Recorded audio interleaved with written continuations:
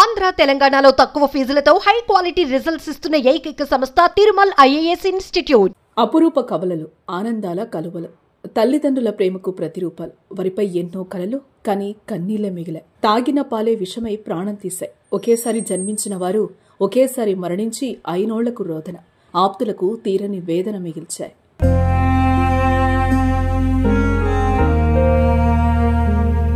కవల పిల్లలు జన్మించడం ఒక ప్రత్యేక అనుభవం. తల్లిదండ్రులకు అతిపెద్ద ఆనందం. ఆ ఆనందమే 4 నెలల కింద భూపాల్పల్లి జిల్లా గణపురం మండలం గొల్లపల్లికి చెందిన మర్రి అశోక్, లాస్యశ్రీ దంపతులకు కలిగింది. రెండో సంతానంగా 2 కవల పిల్లలు పుట్టారు. ఒకలాంటి ముఖాలు కలిగిన పాప, బాబు జన్మించడం ఎంతగానో సంతోషపడ్డారు. ప్రతిరోజు చూసి మురిసిపోయేవారు. చుట్టుపక్కల వాళ్లు, బంధువులు కూడా ఆ కవలను చూసి ముచ్చటపడేవారు. కానీ ఒకేసారి వారిద్దరూ చనిపోవడం కన్నీరు పెట్టిస్తోంది. కాన్పు తర్వాత లాస్యశ్రీ పుట్టిల్లైన నగరపల్లిలో ఉంటుంది. 2 నెలలుగా కవలలకు పాలు పట్టేందుకు లాస్యశ్రీ ఒకే కంపెనీకి చెందిన పాల పౌడర్ ప్యాకెట్లు వాడుతోంది. శుక్రవారం సాయంత్రం అదే కంపెనీకి చెందిన కొత్త పౌడర్ ప్యాకెట్ను కొని తెప్పించిన లాస్య శనివారం ఉదయం 8 గంటలకు ఒకసారి, 2 గంటల తర్వాత మరోసారి శిశువులకు ఆ పౌడర్తో పాలు కలిపి తాగించి పడుకోబెట్టింది. గంటసేపటి తర్వాత చూస్తే బాబు ముక్కులోంచి పాలు కారడం కనిపించింది.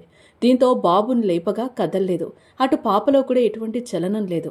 దీంతో వెంటనే స్థానిక ఆర్ఎంపీ వైద్యుడి దగ్గరికి తీసుకెళ్లగా అక్కడ పిల్లలను పరిశీలించిన డాక్టర్ నాడి కొట్టుకోవడం లేదని చెప్పడంతో భూపాలపల్లికి తీసుకెళ్లారు.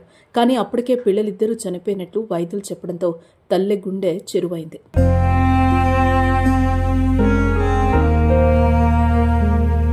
కవలలు పుట్టి వారు సంతోషంగా ఉండడంతో 4 నెలలుగా ఆనందంతో ఉన్న ఆ ఇంట ఆ 2 గుండెలు ఆగడంతో విషాదంలో కూరుకుపోయారు. పిల్లల మరణాన్ని తల్లిదండ్రులు భరించలేకపోతున్నారు. అయినా వాళ్లు కన్నీరు మున్నీరవుతున్నారు. ప్యాకెట్ పాలే వికటించి 2 కవలలు చనిపోయారని ఆవేదన వ్యక్తం చేస్తున్నారు.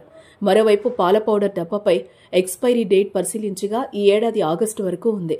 తల్లిదండ్రుల ఆరోపణలతో పిల్లలకు ఉపయోగించిన ఆ పాల పౌడర్ను పరీక్షల కోసం పంపారు.